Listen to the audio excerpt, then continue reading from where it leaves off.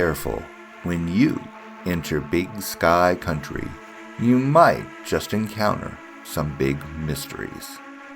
It's just a few days before Halloween in 2018, and I thought it would send out everyone a treat for the holiday. A compilation of true Montana ghost stories researched and collected by Ellen Baumler, including one new narration not yet on this channel. These are all true ghost stories based in Montana that include historical research to make them even creepier. I figured you probably needed a good playlist to fall asleep to make sure you get Montana-flavored nightmares. If you like these scary tales, please hit that subscribe button along with the notification button to make sure you don't miss a single video.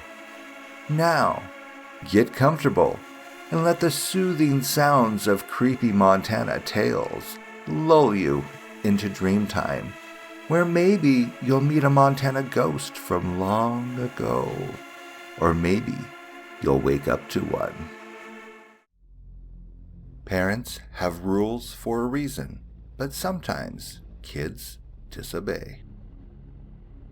10-year-old Jeff Bickenhuser had the scare of his life one evening when he broke the rules. Jeff grew up in the town of Harlem, halfway between Malta and Havre. Harlem sits along Montana's High Line at the very edge of the Fort Belknap Indian Reservation. Founded in 1889, the year Montana became a state, Harlem was a railroad town. The old buildings from Harlem's early days stood empty down by the railroad tracks. Parents warned their children not to play there. The ramshackle buildings were unstable and dangerous. One summer evening, Jeff and his friend Jesse decided to ignore the rules. They had finished their dinner, and there was still plenty of daylight. The boys headed down to the tracks. They wanted to explore. The Harlem Hotel was one of the oldest buildings in town. In the early days, it was the finest place to stay in northern Montana. Travelers passing through town spent the night there while waiting for the next train. Ranchers came to do business there. The Harlem Hotel had steam heat and hot water, as well as a fancy dining room. Back in those days, a room cost $2 a night. Those days were over. The hotel was abandoned and crumbling, and Jeff and Jesse could hardly imagine that anyone had ever stayed there. It was nothing like the modern motels they'd seen while on vacation. This old hotel was a mess, and that's what they liked. They found the collapsing ruin irresistible. Sometimes the setting sun cast a bright red glow as it drops toward the horizon, and that's what the sunset looked like on that warm summer evening. The boys figured they had enough time to explore before it got dark. They imagined there were treasures left from long ago waiting to be discovered. Jeff and Jesse made their way to the front door and stepped inside, leaving the heat of the day behind them. The air inside was cool and stale. Light came through the cracks in the walls, casting dim shadows in the old lobby. Dust and cobwebs glistened in the sun's red rays. Shreds of wallpaper clung to the ceiling, and debris littered the floorboards. It was creepy. The boys stepped out of the lobby and into the dining room, where 100 years ago, guests ate fine meals of roast chicken or beefsteak, biscuits and honey, and warm apple pie. Through the filtered light, they saw bits of plaster, broken glass, and pigeon droppings covering the floor. Dust hung thick in the air, and cobwebs fixed to the ceiling floated above their heads. Although the floor creaked, the building seemed solid enough to the boys, so they carefully climbed the narrow stairway to the second floor. There they found a long, dark hallway. Jeff wished he had brought his flashlight. He and Jesse moved down the black corridor, Hey, Jeff, there's nothing much in this old place, Jesse noted uneasily. Not wanting his friend to guess that he, too, was a little nervous, Jeff replied gruffly, This place is just a dump, but maybe we could find something useful. Come on, let's look. They discovered rooms on each side of the hall and began to peer through each doorway, one by one. There was not much to capture their interest. There was a broken dresser in one room, some rusty bed springs in another, and a cast-off chair here and there. The boys did not find the treasure they sought. Jeff and Jesse slowly inched their way to the very last room. As they peered inside, they saw that it was not empty. Sitting in the center was an old-fashioned wooden wheelchair, the kind with a woven seat. They had seen these old wheelchairs in movies, but they had never seen a real one. They knew exactly what it was. The boys looked at each other and silently they wondered what it was doing there. They both stood in the doorway for a long moment, staring. The day's last light shone through the broken window and cast a reddish glow on the solitary object in the middle of the room. Suddenly, the boys saw something. They looked at each other. Neither said a word, but each knew that the other had seen it. As the dim light hit the wheelchair, it caught the metal spokes. The boys' eyes grew wide and their mouths hung open as they saw the spokes of the wheels move. Jeff and Jesse froze. In the darkening room, they could see that the wheelchair was creeping toward them. The boys looked at each other one more time. They both had the same idea. The frightened pair swung around and bounded down the hallway, past all the rooms where darkness now began to creep. Just minutes before, the distance to the stairway had not seemed long at all. Now, it seemed endless. They could not get there fast enough. As they approached the staircase, the only sound was the pounding of their sneakers on the old floorboards and the thumping of their hearts. They could sense something behind them, but neither had the courage to turn around and look. Finally, after what seemed like an eternity, the pair tumbled down the stairs, one on top of the other, in their rush to get out. They landed at the bottom of the steps in a tangle, picked themselves up, and leapt for the door. The terrified boys stumbled outside. Only then did Jeff have the courage to turn and look back into the silent building. The doorway to the old hotel, so enticing before, now seemed like a giant mouth that threatened to swallow them. Jeff felt lucky to have escaped.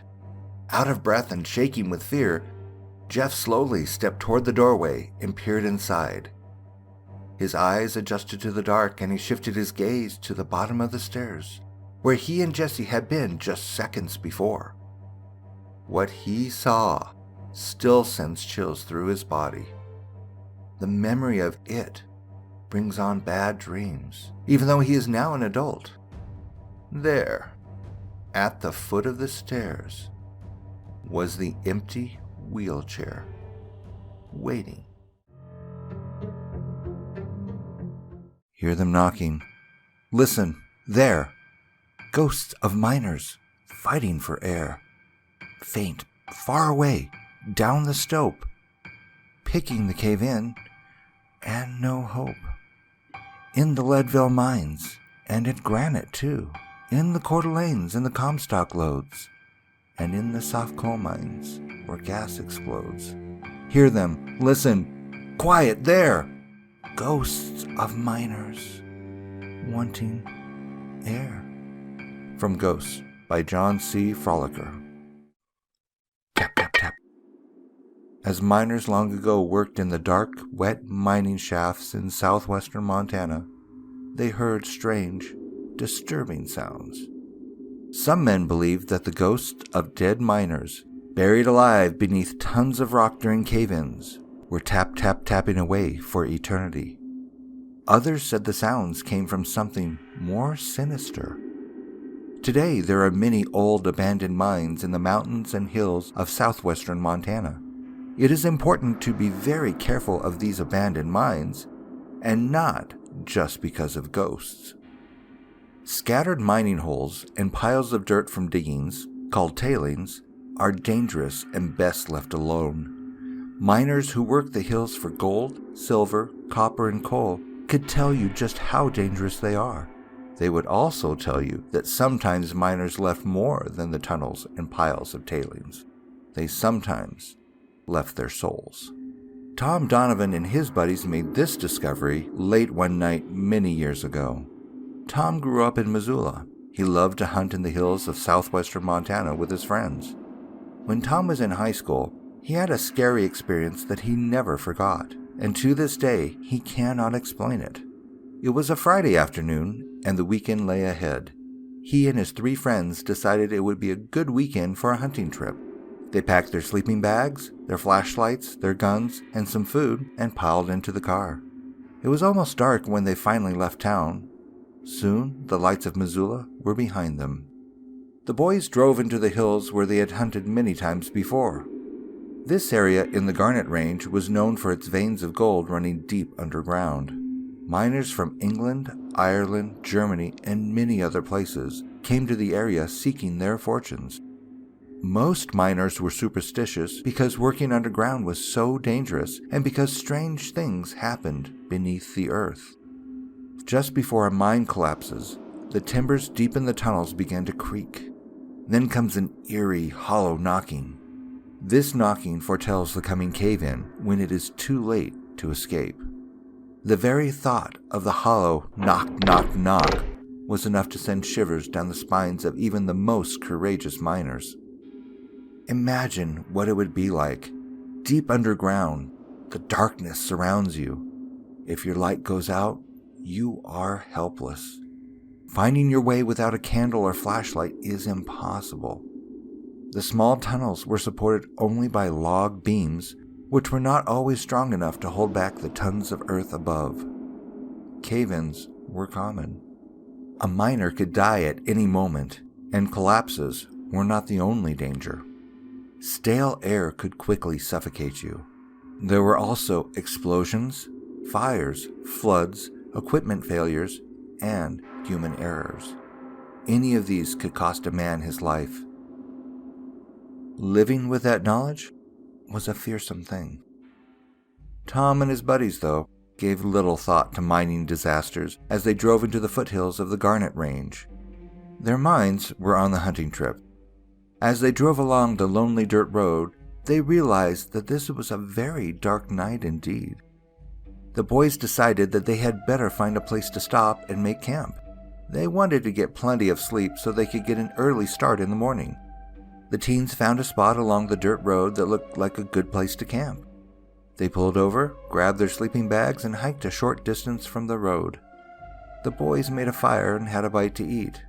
It was so dark that they couldn't tell how far up the road they had traveled. They decided to figure that out the next morning when it was light. Each boy found a spot for a sleeping bag. The ground seemed to have some soft depressions, but it was free of stones and bumps. What a great campsite, Tom thought, as he rolled out his sleeping bag amid the glow of the fire. After a little bit of talk around the campfire, the boys settled into the warmth of their sleeping bags. Each boy quickly fell asleep. It was close to midnight. All 4 boys suddenly awoke at the same time. Tap, tap, tap. They sat up in their sleeping bags. Tap, tap, tap. The fire was out, and the boys couldn't see one another.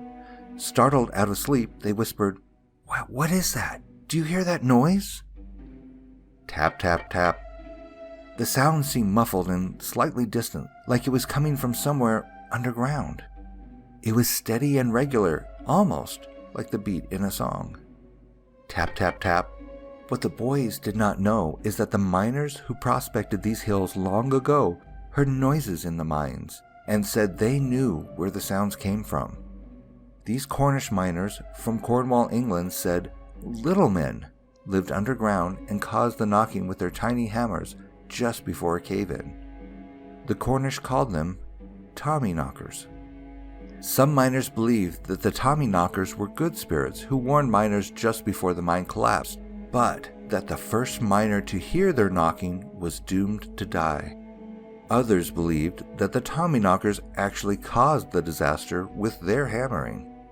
Good Tommyknockers were believed to bring wealth to those they favored. The evil ones brought bad luck. They played mischievous tricks like stealing tools or lunch buckets, and they liked to hurt miners who did not believe in them. As the decades passed, some miners began to believe that the Tommyknockers were the spirits of dead miners. The Tommyknockers swung their picks, tap, tap, tap. They shoveled rock, working side by side with the living miners. Tap, tap, tap. They warned of disaster. Miners even left offerings for them at the entrances to mines. They hoped that food and drink would keep the Tommyknockers happy and bring good luck. Belief in the Tommyknockers was so strong that some miners refused to work where others had experienced bad luck. Sometimes miners even abandoned these unlucky mines, fearing that the bad luck was the work of Tommyknockers. Tap, tap, tap. Tom and his friends grabbed their flashlights and turned them into the darkness, panning the forest for the source of the sound. They huddled together, trying to figure out what it was. The sound was very distinct, like a pick hitting rock, and it seemed to be coming from directly beneath them. Trying to calm themselves, they decided that some miner must be working. But why? Would someone be up here mining at midnight? Tom and his 3 friends crawled out of their warm sleeping bags, shivering in the cold night air. They took their flashlights and followed the eerie sound. Mine shafts, holes in the earth dropping straight down, could be anywhere. The boys knew to be careful. A fall down one of these deep holes could be fatal. They knew they should not be wandering in the dark, but there was something about the sound that drew them toward it. They could not help themselves. They seemed to be getting closer. Tap, tap, tap. Tom swung his flashlight to the left, and it shone upon a large hole just a few feet away. As they slowly approached, they realized the sound was getting louder. As the 4 boys looked down the gaping mouth of the mine shaft, they saw an old wooden ladder. They knew it was dangerous, but the mystery was irresistible. Then the boys did what no one should ever do. They began to climb down the ladder. Tap, tap, tap. The forest was dark, but the darkness in the shaft was even blacker, and the echo of the sound grew louder as the boys made their way down the ladder, one by one. Tap, tap, tap. As they struggled to find their footing in the dark, they aimed their flashlights along the walls of the shaft and could see that they were wet and slimy. Water trickled down the sides. They could hear it. Drip, drip, drip. There was a pool of water at the bottom, and as the first boy down the ladder stepped into it, the sound of the pick suddenly stopped, cut off in mid-tap. Tunnels ran in all directions, and the boys had no idea which way to go. The quiet was even worse than the mysterious tapping sound. All they could hear was the drip, drip, drip of the slimy water. Terrified, they scrambled back up the ladder, climbed out of the hole, and raced through the dense trees back to their campsite. Feeling safe, they started the fire again and made some hot chocolate. After a few minutes of silence, they began to talk about what had just happened. They couldn't explain it. Who was mining deep in the earth at midnight? Maybe they didn't want to know. The forest was quiet. The sounds were gone. So the boys decided that they would remain huddled together by the fire until morning. They crawled back into their sleeping bags. None of them slept. When the first streaks of dawn appeared in the sky, the boys got up. They packed up their gear, put out their fire, and made their way back to the car. They could see in the early light that there was a sign by the road. They had made camp near the ghost town of Coloma.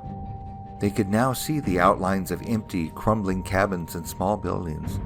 By the thin light of early dawn, the boys went back to check their camp and make sure they had not left anything behind. As they hiked the short distance from the road to their campsite, they made a horrifying discovery. Their camp was in the middle of the mining camp's cemetery. The boys stood over the blackened remains of their campfire. There were no tombstones, but they could see where the graves were. The earth had settled, leaving soft depressions. They had spent the night on top of Coloma's dead. Today, Tom has no explanation for the eerie sounds he and his buddies heard that night long ago. But he and his friends are not alone in finding Coloma a mysterious place. Archaeologists from the University of Montana have recently been studying the area to learn more about its history.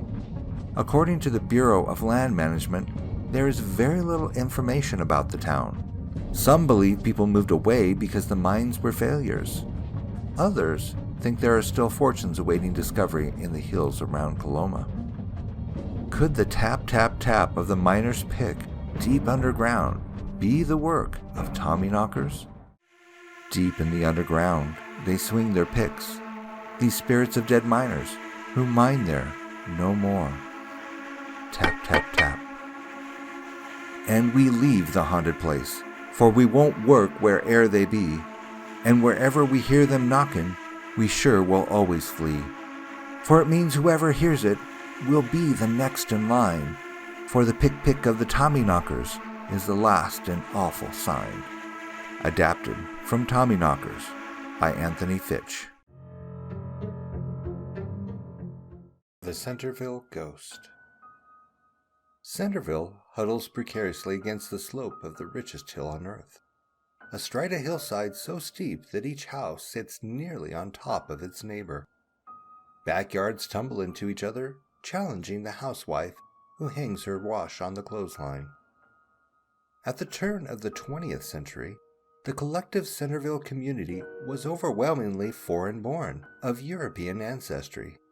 These folks, who came to the land of opportunity, kept the traditions of their forebears. The cultural heritage these adventurous immigrants brought to the great American melting pot, and especially the industrial giant that was Butte, enriched the colorful fabric that even today, several generations later, makes Butte a unique and special place.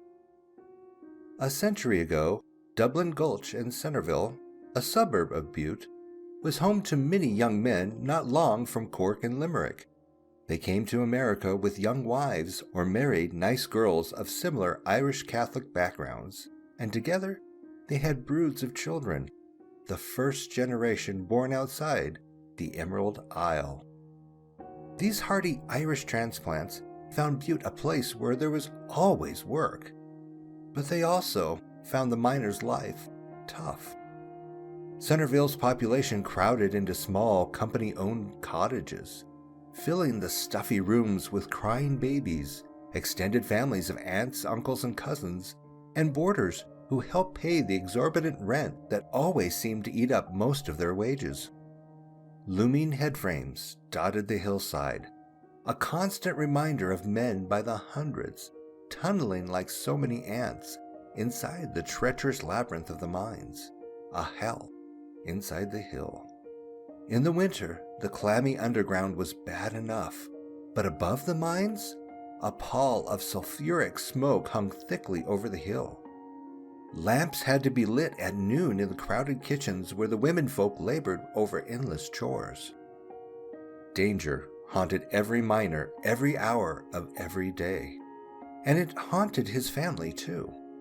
In this ripe setting for horror stories, tales of banshees and ghosts, carried across the Atlantic and told around Centerville's kitchen tables, found a place in the collective memory of the mining community. Belief in the supernatural was the norm, and while the creatures that figured in the folk tales always seemed to hover barely out of reach in one's imagination, they made the shadows in dark alleys come alive after dark. It didn't take much to fuel active imaginations in a place where mining accidents were so commonplace, and if a man escaped death in the bowels of the hillside or in the jaws of heavy machinery, the miner's consumption, was like as not to get him in the end. In such a place, the Grim Reaper could come with his random knock on any door at any moment. Superstition colored birth, death, and life in between. The Irish of Dublin Gulch feared the banshee's wail, warning that a death was close at hand. The thought was enough to give even the brawniest miner the cold, hard creeps. On September 6, 1897, a horrendous crime gave the population of Centerville something to talk about beyond the usual worries of mining. Shift boss James Shea was making his way home from work at the Mountain Consolidated No. 2 during the noon hour. There had been some trouble the day before at the mine. Thomas Lane's heavy drinking of late had caused Shea no small concern. Lane had been drinking again the day before despite warnings, and so Shea had fired him. A drunk miner put all the men at risk. On this September day, Shea was not thinking about the incident with Lane or about anything else in particular as he neared the Mullen Hotel. But Lane lay in wait upon the porch with murder on his mind. As Shea approached the hotel, Lane raised his firearm, shut one eye, took aim, and fired, pumping 5 bullets into his former boss. The victim dragged himself to a nearby doorstep as his blood drained into the dusty street. Deputy Sheriff McGlynn quickly arrived on the scene and momentarily held the murderer at bay. But there was one bullet left in the chamber. Lane turned it on himself and blew his brains out, thus saving officials the trouble of a trial and hanging. The folk of Centerville were used to death and dying, but the deliberate and public manner in which the two men met their fates left the community reeling. And it also made Centerville and Dublin Gulch fertile ground for haunting stories. A few years after the murder-suicide of Shea and Lane, the people of Centerville began to report frightening encounters. The first occurred late one Saturday night when several concertgoers were on the way home from a John Philip Sousa performance at the local opera house. The Anaconda Standard of March 6, 1901, carried the tale of a young man who had missed the last streetcar after the concert. He and his companion had been forced to walk home to Centerville. As they came to West Center Street, the pair saw a black-clad figure emerge from an alley and move toward the car track. The two paid little heed at first, mistaking the solitary wanderer for some lone woman on her way home from a nearby neighbor's. But at the top of the hill, the shadowy form stopped, obviously waiting for them. When the two got to the top of the hill, they became apprehensive, thinking it might be a robber. But the figure threw up a black veil, disclosing its face. For a moment, they were transfixed in amazement, for the features, whether male or female, being or spirit, were most horribly distorted, marked, and were illuminated by blue streaks of sulfur. Before they could recover from the fright, the being uttered a piercing scream, turned and fled down the track, moaning and screaming as it went. A few days later, the Standard ran a letter to the editor from a miner who described his encounter with the black-robed figure. He had just come off his shift at 11 p.m. and was on his way home to Centerville. Following his usual route up Dublin Gulch to the railroad tracks and then west towards Main Street, he had just reached the Mountain Con No. 2 when he saw a figure in black. It materialized out of nowhere and stepped directly in his path as he approached. He stepped to one side to pass it, but the thing stepped in front of him. The miner took a step right, and so did the ghost or banshee or whatever it was. Each time the miner stepped to one side or the other to pass the figure, it stepped in front of him to block his way. The miner said, "My first impulse was to run, but on second thought, I found I could not move. For a moment we stood there. I could not take my eyes from it, and I know it was glaring at me from beneath the folds of the long black veil that covered its face. Raising one arm above its head, I followed the movement. In the hand was a grinning skull. With the other hand, it threw back the veil, revealing the most horrible-looking countenance that I have ever looked upon. The face of a Chinese Joss would be an angel in comparison. Around the face hovered an unearthly blue light, quite different from that produced by phosphorus. Then, uttering a soul-piercing shriek, it turned and fled up the trail leading in the direction of Summit Street and disappeared in the cluster of houses in the rear of Murphy's saloon.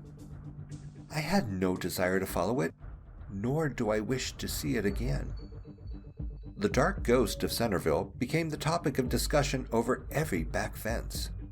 Neighborhoods all over Butte were abuzz with accounts of the dark intruder. Stories circulated wildly. It was like the opening phrase whispered in a game of gossip that gains momentum with each retelling.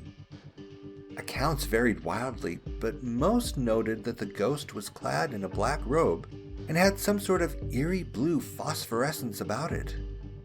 One man, however, who claimed to have encountered the ghost, said its face was that of a woman he had known. She had died in Centerville the year before. The Butte Miner and the Standard printed accounts of the sightings almost daily for 2 weeks, scaring and disrupting the community. The doors of Centerville's neighborhood market closed at dusk, leaving the main street deserted. Youngsters accustomed to roaming the streets went to bed early with their parents' bedtime admonition to be good, or the ghost'll get you, ringing in their ears.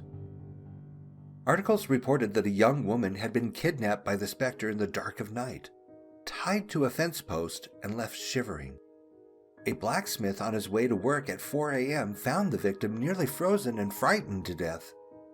Although miners coming off shift and late-night revelers had passed very near her, the gag placed in her mouth left her unable to call for help. In a second incident, 2 boys were found unconscious in an abandoned cabin. Coming to their senses, they both told how the talons of a monster had buffeted them about. Although they bore no marks, they would not change their story. In yet another encounter, a woman with a baby fell while running from the grisly apparition.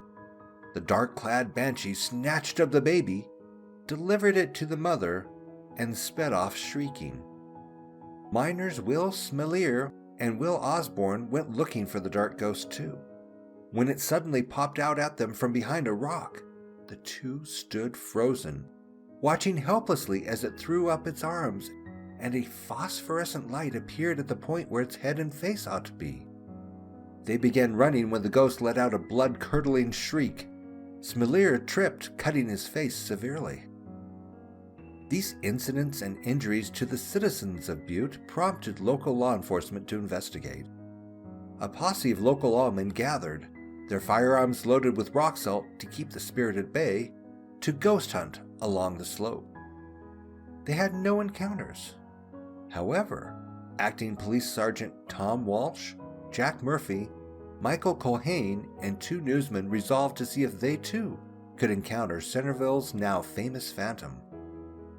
It was just past midnight when the 5 ventured out. They decided to concentrate their efforts on the dark, shadowy cut of the B.A.&P Railroad that led to the mines on the hill. There, in a hollow, was the deserted cabin rumored to be associated with the black-robed being and where the 2 boys had fallen prey. They found nothing there. Culhane and Murphy separated from the other 3 to inspect some ore cars. As they headed under the Main Street footbridge, the moon pulled along the tracks and cast shadows on the hillside. A tall, stately figure suddenly appeared out of nowhere, gliding down the steep embankment to stand directly in front of them. It paused and then moved in the direction of the ramshackle cabin. The sight sent a chill down the spines of Murphy and Culhane. Both men were so frightened they stood there trembling. Halt! Are you a man or a ghost?" shouted Murphy. The black-robed spirit, or whatever it was, slowly raised both hands toward the sky and noiselessly seemed to glide over the rough ground, still moving in the direction of the cabin. The men could see it, outlined in the faint light of the moon. They gathered their wits aimed their rifles, and each fired a shot at the specter from a distance of about 10 feet. When the deputy and newsmen reached the badly shaken Murphy and Culhane, they had quite a tale to tell about their close encounter. They claimed that the uplifted hands seemed to be transparent, appearing blood red like a hand held over an electric light. Just before they fired their rifles, a dull red glow appeared in the breast of the creature, providing a well-marked target. Its head also seemed to glow the same dull red. The men were very frightened. As the group made its way back, they met two Finns who also claimed to have seen the ghost gliding toward the lonely cabin. The Standard put the spirit to rest on St. Patrick's Day, 1901, hinting that the whole thing was a prank. There were several theories. Perhaps the culprit was a spurned lover trying to scare his rival, or a buyer trying to clinch a real estate deal by hoodooing the property of a superstitious owner. Or perhaps it really was the ghost of Thomas Lane, come back in search of another shift boss who did him wrong. Whatever the explanation, the ghost succeeded in whitening the hairs of the few to whom he appeared, and sent children to bed, for once, at a decent hour. The ghost likely made no more appearances because, the newspaper speculated, the shots had scared him off. Further, said the Standard, it is a safe guess that the ghost will boast of his pranks when the fever has blown over. No one claimed responsibility, however. 2 decades later, the memory of the Centerville ghost was still alive. In 1922, those who had been youngsters back in 1901 now had children of their own, and they still shivered as they walked past the old streetcar tracks in Centerville.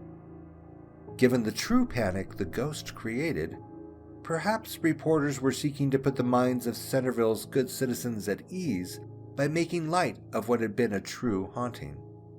Regardless of the motivation, no one came forward, at least not for decades. In 1922, a story in the Montana News Association insert of February 13 claimed that old-time newsman Silver Dick Butler made the whole story up on a slow news day. And maybe he really did.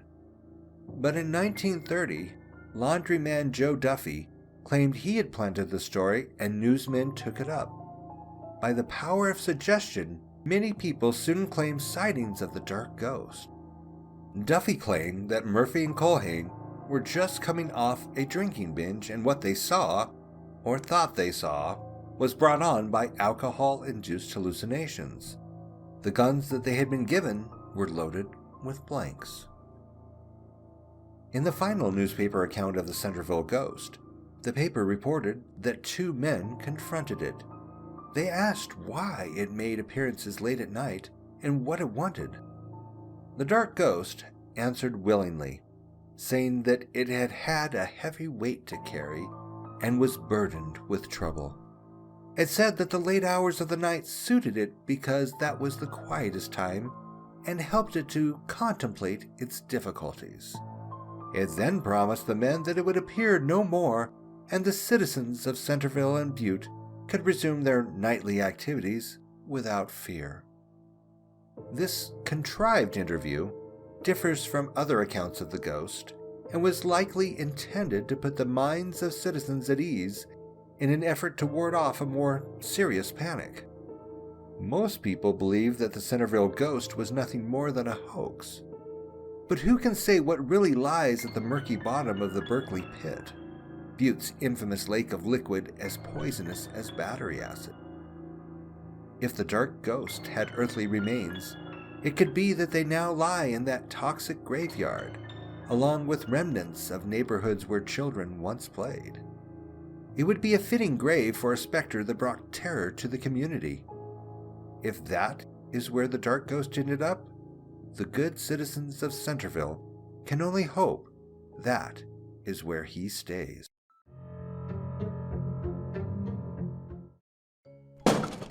the backhoe's metal bucket struck something hard. A construction crew was digging a foundation for a new home at the Redcliffe Estates in the town of Clancy. Out of the corner of his eye, the backhoe operator saw an object roll free. It left a shiny, wet path like a snail, only much larger. The operator switched off the engine and jumped down to investigate. He was horrified to see that lying there, nestled against the sandy soil, was a human skull. The hair was long and coiled into a bun. A chill ran along the operator's spine as his eyes followed the wet trail the skull had made. He saw that it had fallen out of a large cast-iron coffin. The object he hit was the backhoe. The casket had beautiful silver-plated handles and a viewing window, a piece of glass in the lid so the mourners can see the face of the person inside. The backhoe's bucket had broken the glass, causing the skull to roll out. The casket itself was narrow at the bottom and wider at the shoulders in the style of long ago. The man could see that the body, minus its head, no longer rested comfortably on the padded silk bed, and now lay jumbled inside its metal cocoon. Whose grave was this? No one knew. The Haynes family, who owned the property all the way back to 1892, knew of no one who had been buried there. Sheriff Craig Doolittle took photographs of the grave and then moved the coffin to the Clancy Cemetery. Meanwhile, Charlene Spaulding, a woman with a knack for solving mysteries about cemeteries and people buried in them, took up the search to discover who this person was. With the backhoe's grisly discovery, people began to tell stories about the ancient Redcliffe farmhouse. It stood just off the interstate, on North Main Street in Clancy. There was talk of a shadowy figure in an upstairs window, doors that open and close on their own, and footsteps in the attic.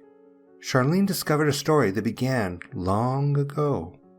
Music drifted out of the open window of the White House in the tiny town of Clancy. It carried above the fields and filtered through the Redcliffe horse barn, over the heads of Silas Harvey's thoroughbred trotting horses. The song carried down the lane. The notes of the piano reached the ears of the men gathered at the bar behind Henry Hill's post office and general store. "That's a sign of refinement," sighed the postmaster. "Clancy is destined for great things." He shut his eyes and pictured the Harvey home up the road, with Evelyn seated at her piano. Evelyn Harvey's grand piano had come by train, steamboat, and ox team all the way from New York.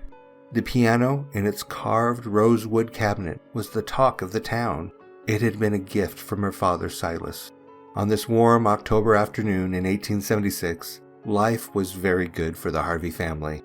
Silas bred champion trotting horses at Redcliffe Farm. His best horse, Black Diamond, was his pride and joy. Diamond was coal-black and very fast. He came all the way from Kentucky and won many races. As the 1870s ended, however, life in the Harvey household took a turn when Silas became ill. At about the same time, a dark-haired young man named John Eddy began to visit Evelyn. John had a magnificent singing voice. The couple spent many hours together at the rosewood piano. The music they made together filled the Harvey home with warmth and eased Silas Harvey's last painful days.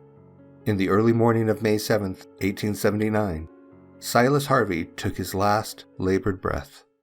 The funeral service took place in the parlor, with Silas laid out in his coffin, dressed in his best suit. Someone played the rosewood piano for the simple service. Silas's passing left a deep impression on the rooms of the White House. Evelyn and John married soon after Silas's death, but their happiness did not last. This was the beginning of a series of tragic events for the family. In just a few years, Evelyn, her daughter, and her grandmother all died.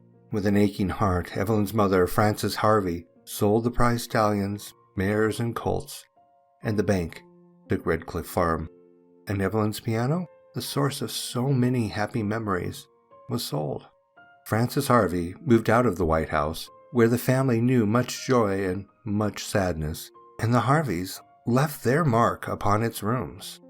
Through records and documents, Charlene pieced the Harvey family story together.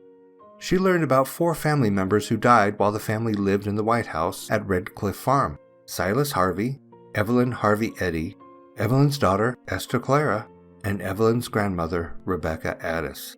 Did the mysterious coffin belong to one of these family members? One puzzle piece led to another. The size of the coffin suggested the person was female. The long coiled hair also suggested the person was a woman. Scientists at the University of Montana who looked at Sheriff Doolittle's photographs agreed. One professor noticed something else. The person's nasal cavity was quite large. This suggested that she must have had a very unique and prominent nose. Charlene continued to gather information, investigating every lead, but she found no pictures of the Harvey women. No one could tell if one of these women had a large nose. Meanwhile, the Boulder newspaper interviewed a woman named Patrice Payne Fritsch, who used to live at the Red Cliff Farm. She loved the old farmhouse, but she said some strange things happened while she lived there. One night, Patrice's husband, Scott, was out late at a meeting, so she went to bed. A little later, Patrice heard footsteps. She thought it was her husband coming home, so she got up to meet him, but he was not there. Patrice sensed, however, that someone was in the room with her. She stood frozen, uncertain what to do. As she stood there in the semi-darkness, she clearly saw the edge of the bed sink, as if someone was sitting down. There were other incidents too. Patrice and her daughter came home late one night. As they approached the house, both could see a light in the attic. Patrice was sure she had not left the light on. They looked up to the window. There was someone standing there. The attic light behind the figure cast a perfect outline, but it was impossible to tell if the shadowy figure was gazing out over the field or watching them. On another occasion, the sound of a door opening and shutting kept one of Patrice's daughters awake until she called out for it to stop, which it did. And on another day, visitors to the house witnessed the drawers in a dresser open and shut by themselves. Charlene had collected a lot of records and other evidence, and she was pretty sure she had solved the mystery of the strange metal coffin, but still she wondered if she was right. So on an afternoon in late October, as the leaves began to fall and a hint of cold weather blew a chill through the wind, she and several others gathered on the road beside the White House. Horses in the corral stared at the strangers. One sleek, dark beauty, reminiscent of the famed Black Diamond who once lived there so many generations ago, paced back and forth nervously. One of the visitors gathered with Charlene was Shanda Sims, a lovely, enthusiastic young woman, very sensitive to people, places, and their energies. Shanda knew about the discovery of the coffin, but she knew nothing of Red Cliff Farm or the Harvey family. As the horses continued to stare, and the dark one nervously paced, Shanda said some interesting things. She felt very strongly there had once been a headstone or pile of stones marking the grave. Shanda was certain that the person buried there was a woman, a younger woman, deeply mourned by her mother and husband. She also sensed the burial of another person, a man in the general area. Might this have been Silas Harvey, whose burial place is still a mystery? According to Shanda, these burial places had been carefully chosen so that, in eternal rest, the departed might observe what was happening on the land they had loved. The wind, already strong, began to blow harder and colder. The group huddled together. The horses continued to stare, and the dark one paced back and forth. He seemed to be staring at the house. Shanda looked in that direction and gazed at the house for a few moments. Suddenly she spoke. "There is someone watching us from the attic window," Shanda said. "The person is gazing out over the field very quietly. I sense utter sadness in this person, and the spirit of a small child is there too." Was it Evelyn and her daughter Esther Clara? Shanda closed her eyes and concentrated harder. Then she finally spoke again. "I clearly see a woman, the same woman who is in the casket. There is a man with dark hair, the same man who was so grief-stricken at her death. He is standing over her, and she is seated at the piano, playing." Shanda continued to concentrate quietly, trying to see details. Then she opened her eyes wide and smiled as if she had just discovered a secret. She laughed a little. "Say," said Shanda, "the woman has something very distinctive about her. She has a very strong, large nose." Thanks again for joining me for the compilation of true Montana ghost stories. If you enjoyed this episode, please hit that subscribe and notification button. to know when the latest story is delivered. Want to hear your true or fictional scary story narrated by me on this channel? See the description below for how to submit your story. Please also consider submitting, especially if it's a true Montana tale. What sort of scary Montana tales do you love hearing about? Put your response in the comments below, as I would like to hear what you, my listeners, love to listen to yourselves. I'll see you in your nightmares. Good night.